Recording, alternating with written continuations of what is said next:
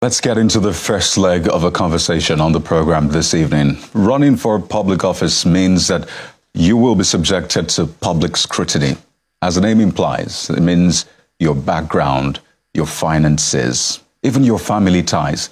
Nothing is really off the table when it comes to running for public office. And Nigerians today woke up to a story published by Bloomberg detailing how Aranda Overseas Corp, which is a company belonging to Seyi Tinubu, the son of the president-elect Bola Tinubu, is said to have purchased a London mansion, which the Nigerian government had tried to seize as property bought with the proceeds of crime.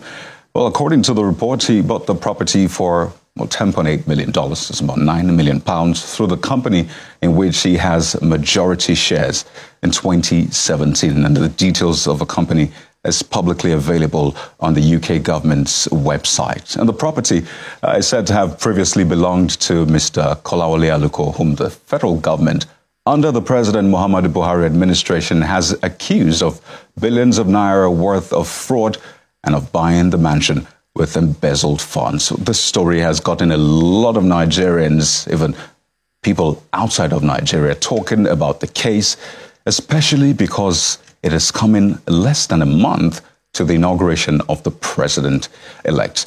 Our Channels Television has reached out to Mr. Seyi Tinubu and the spokespersons of the president-elect, as well as the EFCC, but we're yet to get a response. But let's get some learned opinion on this, just to sort of give you an insight into what we're dealing with here. We're joined on the program by a legal practitioner, Mr. Dapo Otitoju, who joins us virtually from the nation's capital, Abuja. Well, good evening and thank you for joining us on the program. Well, we'll try to make do with the picture quality, but just to get to the heart of the matter. Like a lot of Nigerians, you've seen this report, and I wonder for you, what are the issues at stake here? Can you hear me? Good evening. Yes, I can. Good evening. Please go ahead. Yes. This allegation is still not confirmed, still an allegation. And I will want us to also look at the fact that Seyi Tinubu is an individual, a company in which Bluebond, it's a company that we know that also into business of various, whatever business you think they are entitled to also work on. But be that as it may, I believe that every individual have a right to acquire properties as the demands may come to them. Now, looking at the issue at stake, just because Seyi Tinubu is the son of the president-elect does not mean that he does not have a right to acquire property. He is not the president-elect, and neither has he also assumed position in Nigeria. So now think of the fact that in the oil sector, Seyi Tinubu is somebody who has made money from various businesses. And so he has rights as an individual to acquire property. So are we saying that if a president, if the father is a president, he himself does not have a right to acquire property from his own business, from his own resources? By all standards, Tinubu is not a poor man. And as such, if he has a property that he owns. Okay, well, looks like we lost connection with you there for a moment, Mr. Otitoju. But if you're still there, looking at the details of the company, Aranda Overseas Corporation, which, as I said, is publicly available on the Companies House website of the UK government. It says the country of incorporation, the British Virgin Islands, puts the address, essentially puts details of the company, which is in reference here by the Bloomberg report. And I wonder for you as well, a lot of people are raising the moral question as to, $11 million, $10.8 million, we could round it off to that. A lot of people are asking the moral question that, that is a huge sum of money, isn't it? Yes, I am.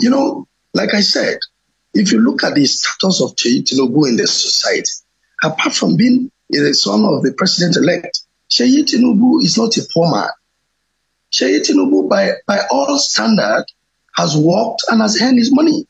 Looking at how much you are talking about, it is not for Seyi, it is for the company. You are talking about Blue Bank being the purchaser of the property. It is still an allegation, as I earlier said. But whatever it is, we as an individual, we are entitled to have right to purchase property as long as the Constitution of Nigeria allows you to have right to immovable property. Seyi Tinubu is in Nigeria. He can acquire property, let alone property that was acquired abroad. And what the problem is, you are not blaming Seyi Tinubu. You are saying Blue Bank. Blue Bank is a company. Seyi Tinubu is the CEO of the company. So you have to be able to separate Seyi Tinubu from Bola Ahmed Tinubu. Bola Ahmed Tinubu is a president. Bola Ahmed Tinubu has not even assumed office, let alone now maybe making the rounds that it is a process of corruption. So I don't agree with those who are talking about the fact that the money is huge, 11 million US dollar, pounds. As long as Seyi Tinubu is an individual, he has worked, he's still working, and he can acquire property as much as he can. So long as there's no linkage of the Nigerian resources with him. He has not held any public office. He's not the governor. He's not the deputy governor. He's not holding any elective or public office. He's a businessman. So I believe that we should stop this making round and concentrate on better things. Well, it's interesting you say that that's not a huge sum of money for a lot of people. That is huge, and I imagine for a majority of people. But another issue at stake here. So Bloomberg published that report. The company in question is Aranda Overseas Corporation. But another major issue is the fact that the Nigerian government under President Muhammadu Buhari had actually tried to seize that property, saying it was bought with proceeds of crime. And it's the same property in question that is said to have been purchased by Aranda Corporation. And I'd like to speak to this question of due diligence, because the report out there is also saying that, well, that property was under mortgage anyway, so it was maybe reclaimed by the bank and eventually bought. So does that speak to maybe the due diligence that was done by the anti-graft agency, which sought to seize this property in the first place? Now, you see, when you talk about mortgage, the mortgage system is totally different from what we are talking about. Now, in mortgage outside Nigeria, mortgage system is totally different from outright purchase, which we normally do here in Nigeria. Now, looking at what you just said, a property that was seized from Aluko and the former Minister for Petroleum. Now, this property will be seized or will be seized by the federal government of Nigeria. Of course, have a right to either auction it, or if they found out that there's mortgage running on the property, they release it for whoever the mortgagor is or the mortgagee. Seyi Tinubu could also have a right to also acquire this property upon being released back to the bank. Now, the whole activity around this property is still not clear as to whether it was actually seized by Federal Republic of Nigeria. And if it is mortgage, then you cannot be talking of corruption, because mortgage system has to go with its, monthly remittance or yearly remittance, as the case may be. So, in essence, what I'm trying to say is that whatever due diligence they must have taken, Bloomberg, being a company, have a right to invest in properties. As you know, Nigerians and all other companies all over the world today, properties are more lucrative in business, and people invest in it not to live, but of course to keep and buy and make money. Right. You cannot say that the $11 million dollars or pounds, as the case may be, is a proceed that, that is coming from one person. So what I'm trying to let you know is that in any business transaction we are doing, it has its own aim and objective. All right, let's wind down on this. Again, Bloomberg is an organization that published a report, and the company in question that purchased the property from that report is Aranda. But what kind of impact do you see this having on, well, the image of the president-elect, the swearing-in, which is expected in less than a month away? With this kind of report, what kind of impact do you see it having on his image and, of course, the swearing-in? And his administration as a whole, I should add. Yes. I can't hear you. Please, can you just... Oh, my question is pretty straightforward. I'm asking that what kind of impact do you see this report that was just released, what kind of impact do you see it having on the image of the president-elect, the swearing-in, which is coming, and, of course, his administration?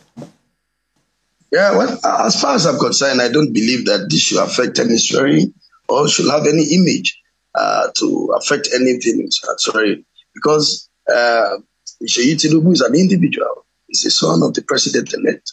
He's an adult. He's not a minor. And so whatever he does, is different from the president-elect. Bola Ahmed Tinubu is different from Seyi Tinubu. So please, what I'm trying to let you know is that we cannot link this alongside any of the activity of Bola Ahmed Tinubu. His son is different from himself. And so whatever his son does, to the best of my knowledge, that is why he's answering Seyi Tinubu. And the president-elect, Bola Ahmed Tinubu, is also answering that. So, in cases like this and other claims, as the Hunter Biden case, for example, is a major reference point. But in terms of how Nigerians receive this, the anti-graft stance of this current administration and, in fact, international perception, because Bloomberg said that he actually bought that property cash down. So does that bother you in any way with that quantum of cash? Now, Bloomberg is a company. Like I said, it's a company. And it is not only Seyi Tinubu that is a major stakeholder in that company. Seyi Tinubu could also have facilitators, contributors within the company to have bought that property. That's why I say it could be a pool, a system whereby you pull resources together to acquire a property for purposes.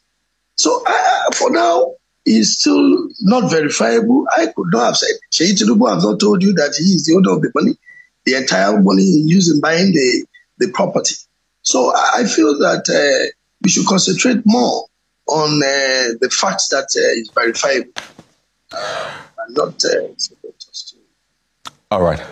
Well, these issues are actually there, and Nigerians will naturally ask the question, because that's what governance is about, being accountable to the people in different ways. And I'm sure a lot of Nigerians will be waiting to at least hear the other side, and we'll keep asking those questions, hoping to, of course, hear from them soon enough. But we'd like to thank you so much for shedding some light on this. We've been speaking with Mr. Dapo Otitoju, who's a legal practitioner. Thank you. At least we try to make do with the conversation in spite of the picture quality. Thank you so much for your time, Mr. Otitoju.